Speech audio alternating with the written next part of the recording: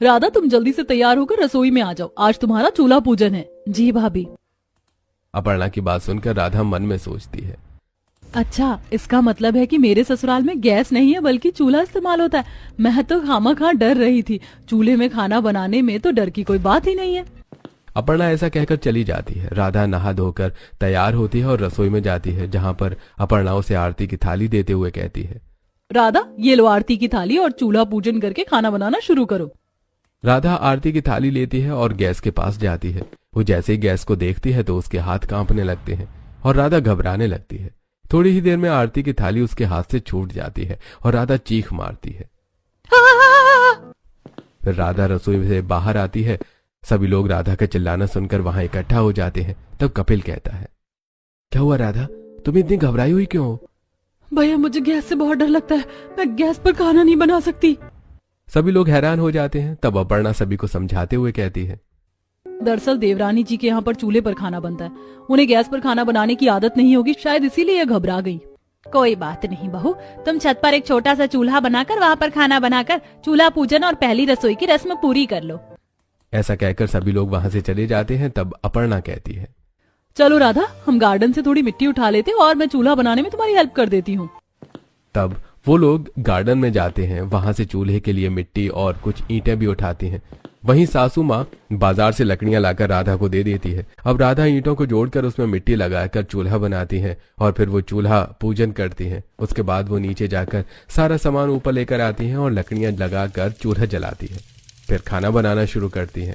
राधा सबसे पहले तो सरसों का साग और लौकी का रायता बनाती है, फिर वो वेज पुलाव और कढ़ी भी बनाती है और अंत में वो गरम गरम मक्के की रोटियां बनाती हैं। उसके बाद राधा सभी लोगों को आवाज देकर कहती है, आप सभी लोग ऊपर आ जाइए, खाना तैयार है। सभी लोग छत पर आ जाते हैं। तब राधा चूल्हे के पास चटाई बिछा देती है और सभी लोगों के लिए थाली परोसती है। सभी खाना खाते हैं। राधा, तुमने तो बहुत ही स्वादिष्ट खाना बनाया है। भाई चूल्हे का खाना खिलाकर तो तुमने मेरी दादी की याद दिला दी। ऐसे ही वो भी मुझे चूल्हे पर खाना बनाकर गर्मा गर्म खिलाया करती थी। वैसे राधा, ठंड इतनी बढ़ गई है कि छत पर इस हल्की हल्की धूप में बैठकर खाना खाने में बहुत मजा आ रहा है। राधा, तुम भी हमारे साथ बैठकर खाना खा लो। सभी लोग खाना खा लेते हैं। उसके बाद देवकी कहती है, ठीक है राधा, हम लोग नीचे जा रहे हैं, तुम भी जल्दी से यहाँ साफ सफाई करके नीचे आ जाना। और अपर्णा, तुम नीचे चलकर बाकी काम देखो। सभी लोग नीचे चले जाते हैं। तब राधा चूल्हा बुझा देती है और आसपास की साफ सफाई करके बर्तन लेकर नीचे आ जाती है और रसोई में जाकर सारे बर्तन धोकर साफ कर लेती है और उन्हें जमा कर रख देती है। फिर दोपहर में राधा अपने कमरे में जाकर आराम करती है। ऐसे ही सारा दिन बीत जाता है और शाम हो जाती है। अपर्णा रसोई में आती है तो देखती है कि राधा उसे कहीं नजर नहीं आ रही थी। फिर अपर्णा अपनी सास के पास जाती है और कहती है, माँ राधा दिखाई नहीं दे रही, आपको पता है क्या वो कहाँ है? हाँ बेटा, मैंने उसे छत की तरफ जाते देखा है, शायद वो अभी भी छत के ऊपर खाना बना रही है। माँ जी, इतनी ठंड है छत पर और तेज हवाएं चल रही होंगी, राधा को खाना नीचे ही बना लेना चाहिए था।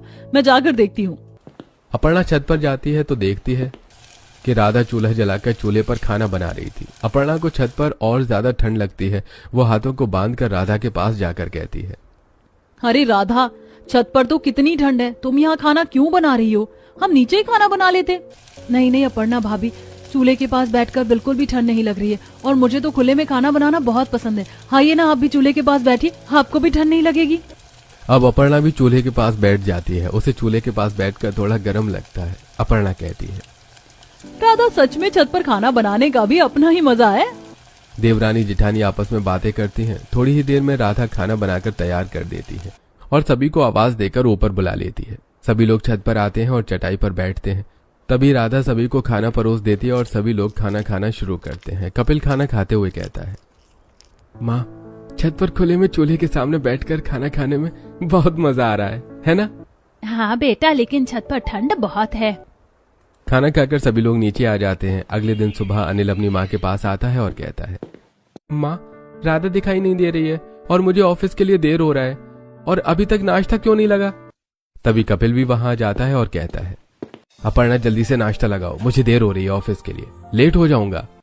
दोनों भाई अपने अपने कमरे में चले जाते हैं। तब देवकी अपर्णा से कहती है, अपर्णा बहू, जरा छत पर जाकर देख तो, राधा शायद नाश्ता बना रही है, देख उसका नाश्ता बना कि नहीं। अब अपर्णा सीढ़ियां चढ़ते हुए छत पर जा रही थी और साथ में मन ही मन में सोच रही थी, हे भगवान, राधा को नीचे खाना बना लेना चाहिए। बार बार सीढ़ियाँ चढ़कर छत पर जाना और नीचे आना मेरे लिए तो बड़ा ही मुश्किल है। ऊपर से ठंड के मौसम में छत पर ठंड भी लगती है।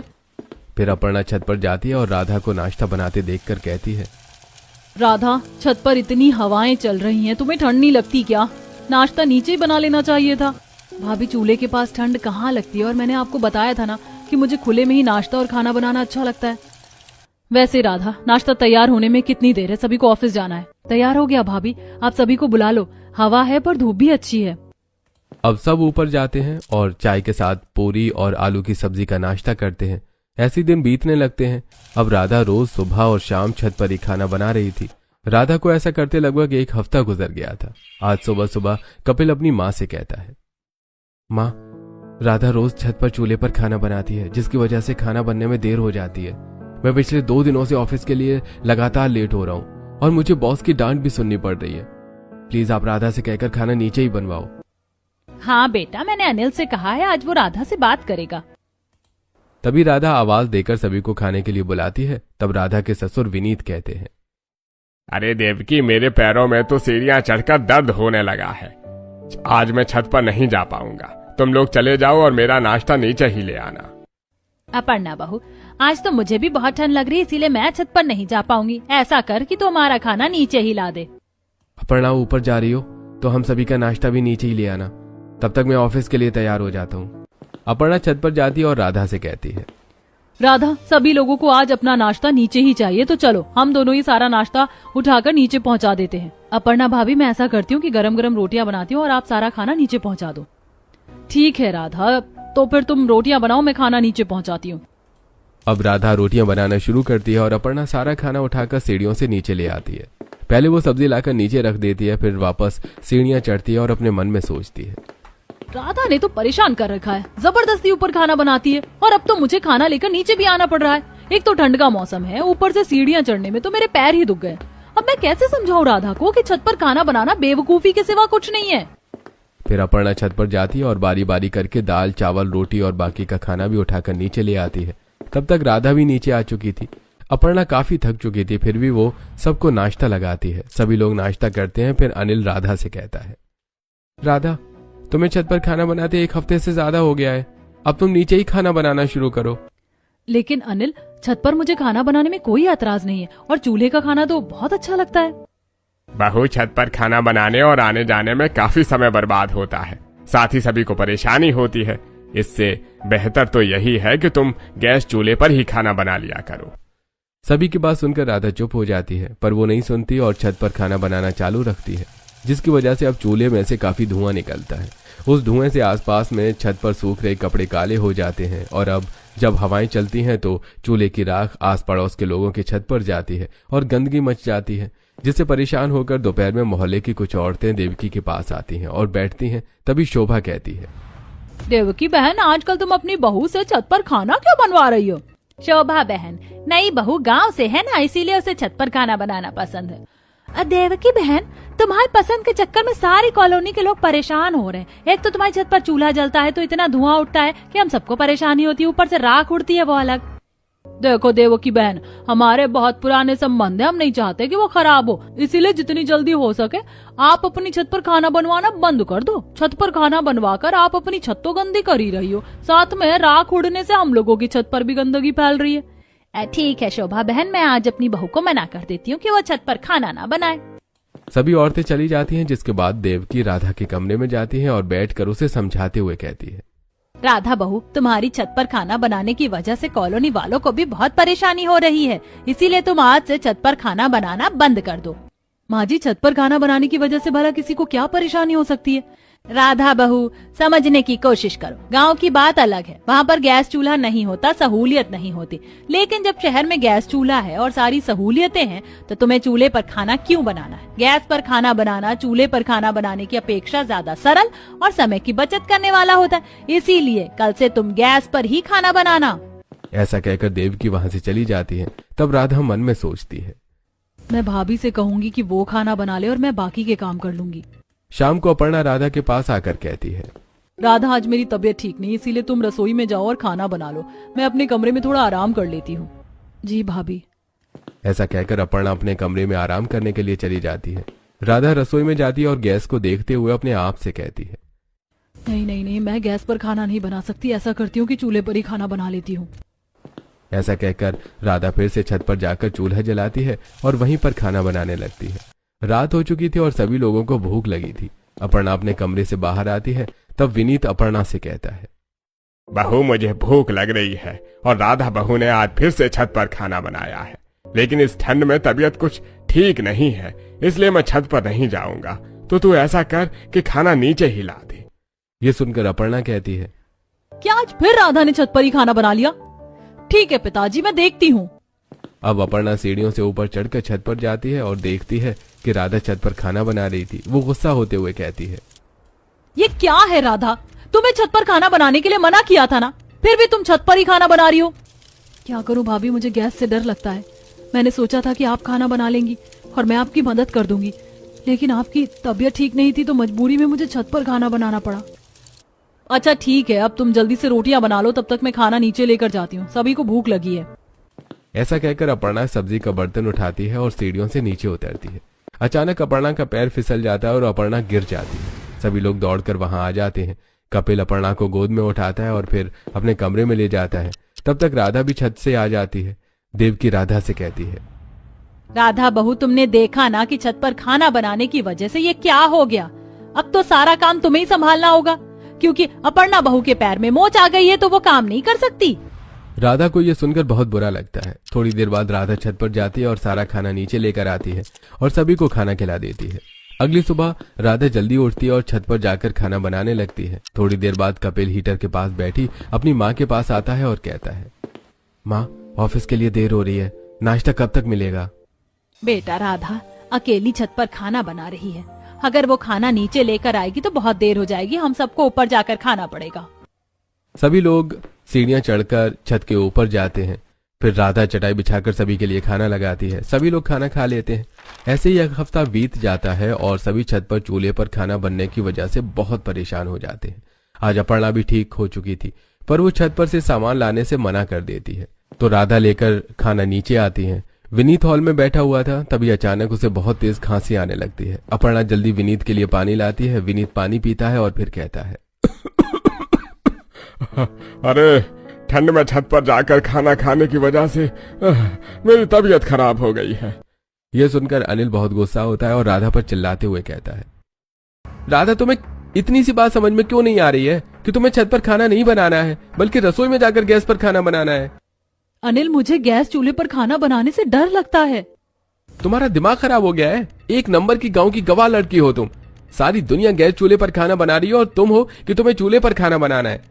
मेरी ही गलती थी कि मैंने एक गांव की गवाह लड़की से शादी की। अगर आज के बाद तुमने चूल्हे पर खाना बनाया ना तो मैं तुम्हें तुम्हारे घर छोड़ दूंगा, समझी तुम? अनिल ऐसा कहकर गुस्से से बाहर चला जाता है। राधा वहां खड़ी रोती रहती है। थोड़ी देर बाद राधा भी रोते हुए अपने कमरे में चली जाती है। तब अपर्णा अपने सास ससुर से कहती है, माँ, पिताजी, राधा के गैस चूल्हे से इतना डरने के पीछे कोई ना कोई वजह जरूर है। हाँ बहू, मुझे भी यही लगता है। तू ऐसा कर कि बहू के कमरे में जा और प्यार से उससे पूछ कि आखिर क्या वजह है कि वो गैस पर खाना बनाने से डरती है। ठीक है माँ जी, मैं अभी जाकर राधा से पूछने की कोशिश करती हूँ। अपर्णा राधा के कमरे में जाती है तो देखती है कि राधा रो रही है। अपर्णा उसके पास बैठती है और उसके सिर पर हाथ फेरते हुए कहती है, राधा, तुम्हें इतना दुखी होने की कोई जरूरत नहीं है। देवर जी तुम्हें बहुत प्यार करते हैं, उन्होंने तो गुस्से में ऐसा कह दिया। मैं क्या करूं भाभी, मैं खुद भी चाहती हूँ कि मैं गैस चूल्हे पर खाना बनाऊं, लेकिन मुझे गैस चूल्हे पर खाना बनाने से बहुत डर लगता है। लेकिन राधा, मुझे एक बात बताओ कि तुम्हें आखिर गैस चूल्हे पर खाना बनाने से इतना डर क्यों लगता है? भाभी, हमारे गांव में तो सबके यहाँ चूल्हे पर ही खाना बनता है, लेकिन एक दिन हमारे गांव के साहूकार रणजीत सिंह के यहाँ पर गैस चूल्हा और सिलेंडर आया। रणजीत सिंह की पत्नी बहुत खुश थी। हमारे गांव में उनके सिवा किसी के यहाँ गैस सिलेंडर और चूल्हा नहीं था, इसीलिए गांव की सभी लड़कियां उनके घर उनका गैस चूल्हा और सिलेंडर देखने पहुंची। रणजीत सिंह की पत्नी नम्रता सभी को गैस चूल्हा सिलेंडर दिखाते हुए बोली, आज से हमारी रसोई में इसी गैस चूल्हे पर खाना बनेगा। ये देखकर गांव की सभी लड़कियां बहुत खुश हो रही थी और राधा भी बहुत खुश हो रही थी। फिर उसने नम्रता से कहा, नम्रता भाभी, आपको देखकर अब धीरे धीरे गांव के सभी लोग गैस चूल्हा मंगवाएंगे। मैं भी अपने पिताजी से कहकर गैस चूल्हा मंगवाऊंगी। उसके बाद सभी लोग अपने अपने घर चले गए। अगले दिन गांव में चारों तरफ हाहाकार मच गया जब गांव वालों को ये पता चला कि नम्रता गैस चूल्हे पर खाना बना रही थी और तभी सिलेंडर फट गया और उनका सारा परिवार उस सिलेंडर के फटने से जलकर मर गया। अब आप ही बताइए अपर्णा भाभी, अगर मुझे गैस चूल्हे और सिलेंडर से डर लगता है तो उसमें मेरी क्या गलती है? राधा, तुमने अपने मन में इतना बड़ा डर छुपा कर रखा था और कभी हमें बताया तक नहीं। भाभी, मुझे ऐसा लगता था कि आप लोग पता नहीं ये सुनकर मेरे बारे में क्या सोचोगे, इसीलिए मैंने कभी बताने की हिम्मत नहीं की। राधा, तुम्हारा डरना सही है, लेकिन मुझे सिर्फ एक बात बताओ कि सड़क पर रोज लाखों गाड़ियां चलती हैं और सैकड़ों एक्सीडेंट भी होते हैं, तब भी क्या लोग गाड़ी चलाना छोड़ देते हैं? नहीं भाभी, अरे वो लोग गाड़ी चलाना छोड़ भी नहीं सकते, क्योंकि अगर सभी ने डर कर गाड़ी चलाना छोड़ दिया तो हमारा जीवन तो रुक जाएगा। देखो राधा, गांव में साहूकार की पत्नी और उसके परिवार के साथ जो हुआ वो एक हादसा था। किसी कारण की वजह से वो हुआ होगा। हमें गैस चूल्हा इस्तेमाल करते हुए सावधानी रखनी होती है, जो उन्होंने नहीं रखी। अगर हम सावधानी रखकर काम करें तो ऐसे हादसे क्यों होंगे भला? हाँ भाभी, आप सही कहती हो, मुझे अपने डर पर काबू पाना होगा। राधा, तुम सुकून से सो जाओ, कल सुबह मेरे साथ रसोई में चलना, हम दोनों मिलकर गैस पर खाना बनाएंगे और तुम अपने डर से बाहर आ जाओगी। ये बात सुनकर राधा अपनी जेठानी को गले से लगा लेती है। उसके बाद अपर्णा राधा के कमरे से बाहर चली जाती है। तब राधा अपने मन में सोचती है, अपर्णा भाभी सचमुच कितनी अच्छी है, वो मुझे कितनी अच्छी तरह से समझा रही थी।